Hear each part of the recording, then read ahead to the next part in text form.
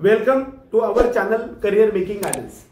महाराष्ट्रातील तमाम विवर्स, विद्यार्थी आणि पालकांना आज धनत्रयोदशीच्या निमित्तानं नीट यूजी 2025च्या नीट काउन्सिलिंग प्रोसेस मधील महत्त्वाचा टप्पा तिसरा round CET cell group B BMS, BOMS आणि बीएचएमएस च्या तिसऱ्या राऊंडचं रजिस्ट्रेशनची सुरुवात झालेली आहे।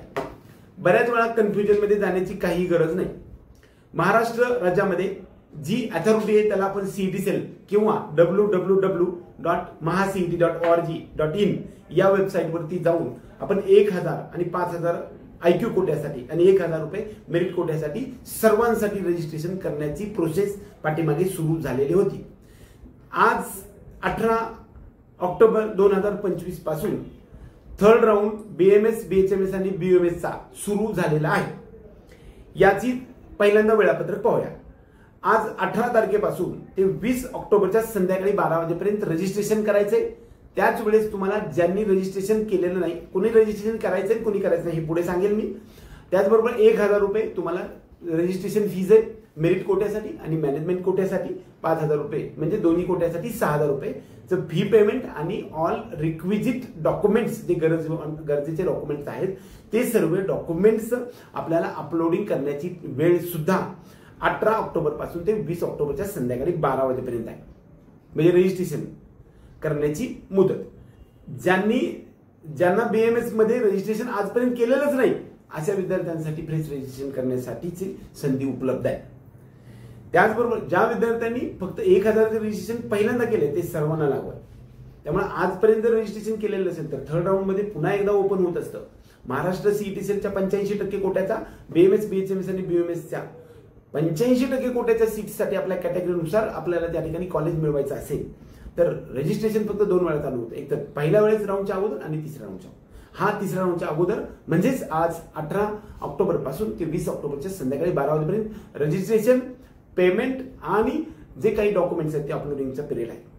आपल्याला सीट मॅट्रिक्स 20 तारखेला येणार आणि 21 पासून ते 23 पर्यंत आपल्याला सर्व प्रकारचे ऑनलाईन प्रेफरन्सेस भरायचे, त्याला आपण चॉईस फिलिंग असं सुद्धा म्हणतो। आता पब्लिकेशन ऑफ सीट मॅट्रिक्स आहे ते आपल्याला 21 तारखेला आहे आणि 20 तारखेला मात्र सर्वांची कॉमन मेरिट लिस्ट येणार आहे, म्हणजे पाठीमागचे इलिजिबल असणारे विद्यार्थी त्याचबरोबर आता इलिजिबल असणारे विद्यार्थ्यांची कॉमन मेरिट लिस्ट येणार, त्यांच्यासाठीच हा राऊंड चालणार आहे। आणि सीट मॅट्रिक्स 21 तारखेला येणार आहे।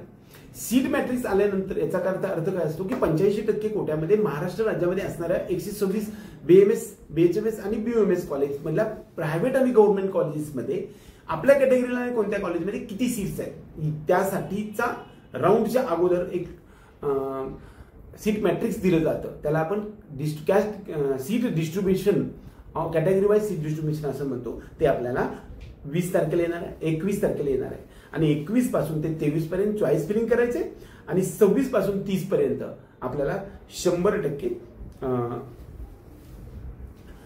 आपल्याला रिपोर्टिंग म्हणजेच प्रत्यक्ष जाऊन ऍडमिशन घ्यायचं आहे। आता या सगळ्यामध्ये रजिस्ट्रेशन कुणाला करण्याची आवश्यकता आहे? आता बघा, पाठीमागे मी फक्त 15% ऑल इंडिया कोट्याच्या CET cell, BMS, BOMS, BHMS यासाठी सांगत होतो। आता तो डोक्यातनं काढून टाका। ज्या विद्यार्थ्यांनी रजिस्ट्रेशन पहिल्या राऊंड मध्ये सर्वांसाठी MBBS, BDS, BMS, BMS, BHMS group A, B, C तिन्हींसाठी 1000 रुपयाचं रजिस्ट्रेशन मेरिट कोट्यासाठी आणि 5000 रुपये रजिस्ट्रेशन आयक्यू कोट्यासाठी आणि दोन्हीसाठी म्हणून 6000 रुपयाचं रजिस्ट्रेशन ज्यांनी केलेलं आहे त्यांना रजिस्ट्रेशन करण्याची आवश्यकता नाही। परंतु ज्यांनी आजपर्यंत कुठल्याही प्रकारचं रजिस्ट्रेशन केलेलं नाही पण एमबीबीएस, बीडीएस सेकंड राऊंड मध्ये रजिस्ट्रेशन केलेलं होतं थर्ड राऊंडच्या अगोदर, ते फक्त त्यांच्यासाठी झालं, म्हणजे फक्त एमबीबीएस, बीडीएस साठी झालं। म्हणजे अगोदरच्या पहिल्या राऊंडच्या अगोदर ज्यांनी रजिस्ट्रेशन केलेलं नाही आणि फक्त एमबीबीएस, बीडीएसच्या थर्ड राऊंडच्या अगोदर रजिस्ट्रेशन केलेलं आहे ते फक्त त्याच राऊंडसाठी झाले, त्या एमबीबीएस, बीडीएस साठी झालं।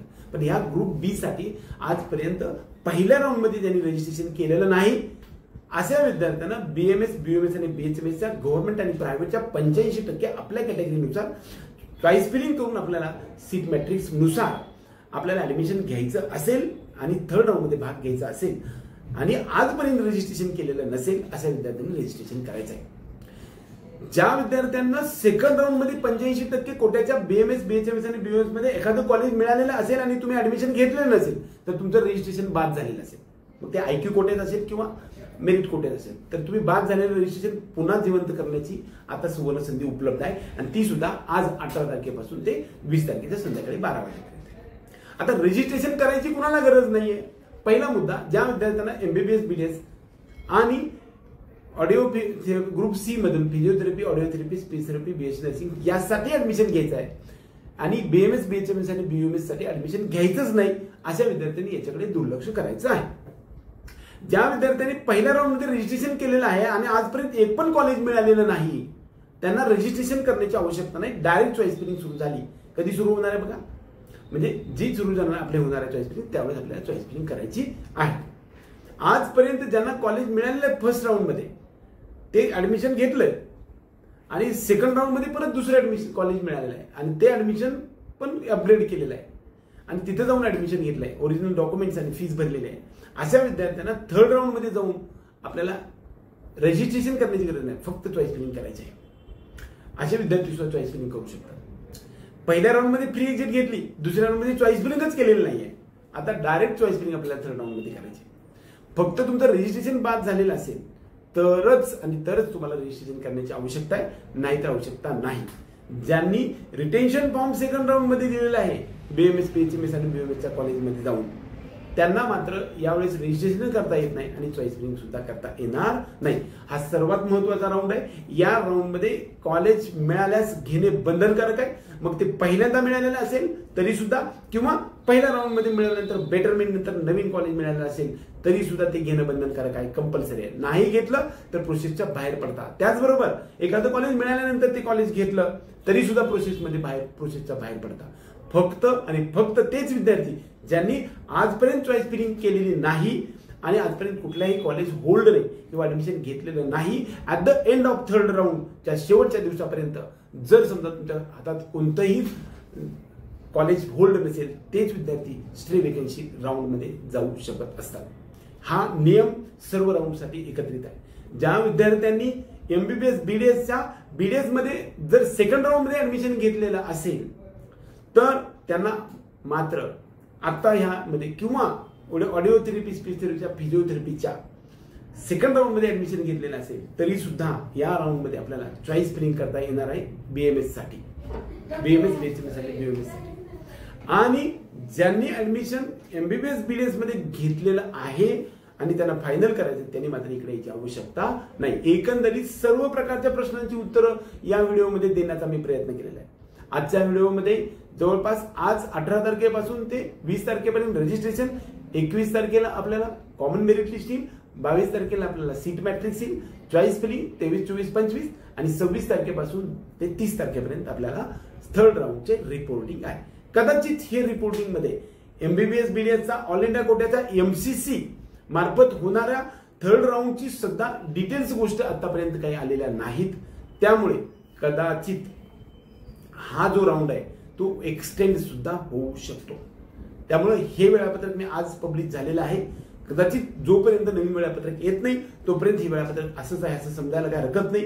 सर्व प्रश्नांची उत्तरं एकंदरीत एकाच व्हिडिओमध्ये देण्याचा आपण 85% बीएमएस, बीएमएस, बीएचएमएसच्या ग्रुप बी मधील असणाऱ्या थर्ड राऊंडच्या संदर्भातल्या रजिस्ट्रेशन पासून ते रिपोर्टिंग पर्यंत आणि कुणी रजिस्ट्रेशन करायला पाहिजे, कुणाला अपग्रेडेशन करायचंय, कुणाला रिझाईन द्यायचं आहे आणि कुणाला नवीन कॉलेज मिळवायचं आहे, आयक्यू मधलं रजिस्ट्रेशन, त्याचबरोबर ऑल इंडिया कोटामधलं रजिस्ट्रेशन, या सर्वच्या संदर्भातला संपूर्ण डिटेल्स विश्लेषण या व्हिडिओमध्ये मांडण्याचा जो प्रयत्न केला तो प्रयत्न आवडला तर व्हिडिओ लाईक करा.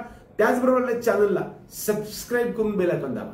एवढंच या निमित्तानं. त्याचबरोबर ज्या विद्यार्थ्यांना BMS, BMS, BHMS, MBBS, BDS किंबहुना फिजिओथेरपीच्या मॅनेजमेंट कोट्यामध्ये ऍडमिशन घ्यायची इच्छा आहे त्यांच्या आपल्या टीम करिअर मेकिंग गायडन्सच्या माध्यमातून 100% महाराष्ट्राबाहेर ऍडमिशन करून देण्याची प्रोसेस सुद्धा सुरू आहे. ज्या विद्यार्थ्यांना घ्यायचं असे विद्यार्थी संपर्क करू शकतात. एवढंच या निमित्ताने. जय हिंद, जय महाराष्ट्र.